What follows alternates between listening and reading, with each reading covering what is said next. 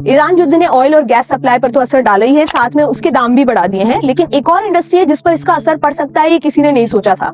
हम बात कर रहे हैं कॉन्डोम इंडस्ट्री की। दरअसल कॉन्डोम को बनाने में इस्तेमाल होता है अमोनिया और सिलिकॉन ऑयल, जो कि पेट्रोकेमिकल प्रोडक्ट्स हैं, और इनकी सप्लाई में रुकावट की वजह से इंडस्ट्री को इस बात का डर है कि कॉन्डोम के दाम बढ़ सकते हैं और इसकी वजह से रिटेल सेल्स पर भी असर पड़ सकता है। दरअसल कॉन्डोम बनता है लेटेक्स से, जो कि रबर प्लांट के सैप से तैयार होता है। सैप एक लिक्विड, व्हाइट लिक्विड होता है जो रबर प्लांट से निकलता है। उसे प्रोसेस करने पर लेटेक्स तैयार होता है और इसे स्टेबलाइज करने और एक्स्ट्रा प्रोटीन को हटाने में काम आता है ammonia.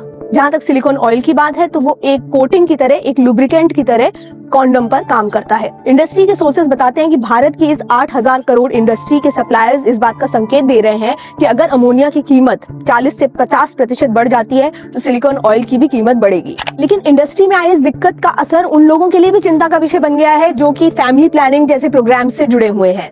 Population foundation of India की एग्जीक्यूटिव डायरेक्टर पूनम मुत्रेजा से जब बीबीसी हिंदी ने बात की तो उन्होंने कहा, बेहतर हेल्थ रिजल्ट हासिल करने के लिए कॉन्ट्रासेप्टिव्स तक पहुंच को मजबूत करना जरूरी है और गर्भ निरोध में पुरुषों की जिम्मेदारी को नॉर्मलाइज करना जरूरी है। इसलिए कॉन्डोम्स की कमी या उसकी कीमतों में बढ़ोतरी से प्रेगनेंसी के मामलों में बढ़ोतरी देखी जा सकती है। इस मामले पर HLL लाइफ केयर लिमिटेड के प्रवक्ता ने भी अपनी बात बीबीसी हिंदी के साथ साझा की। उनका कहना था कि PVC foil, aluminium foil, polychemicals, packaging material, इस तरह के इनपुट की सप्लाई में रुकावट और कीमतों में उतार चढ़ाव के साथ लॉजिस्टिक्स में रुकावट के कारण प्रोडक्शन और ऑर्डर पूरा करने के काम पर असर पड़ सकता है।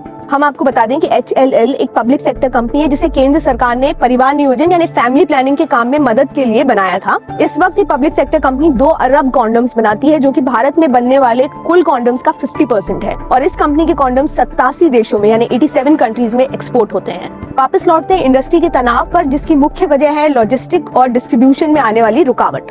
एक अधिकारी ने बीबीसी से बात करते हुए कहा कि ग्लोबल शिपिंग कंटेनर्स की कमी के कारण विदेश में ग्राहकों तक सामान भेजने में देरी हो रही है। समुद्री माल ढुलाई में लगने वाला समय बढ़ रहा है क्योंकि हॉर्मुज स्ट्रेट से बड़े जहाजों की आवाजाही फिलहाल रोक दी गई है।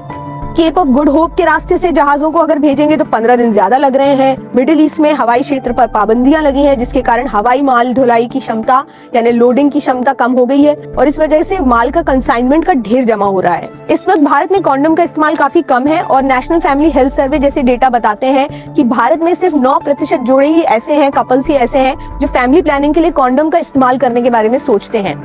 ये बात कॉन्डोम के इस्तेमाल और उसके विस्तार को लेकर बहुत ज्यादा गुंजाइश पैदा करता है।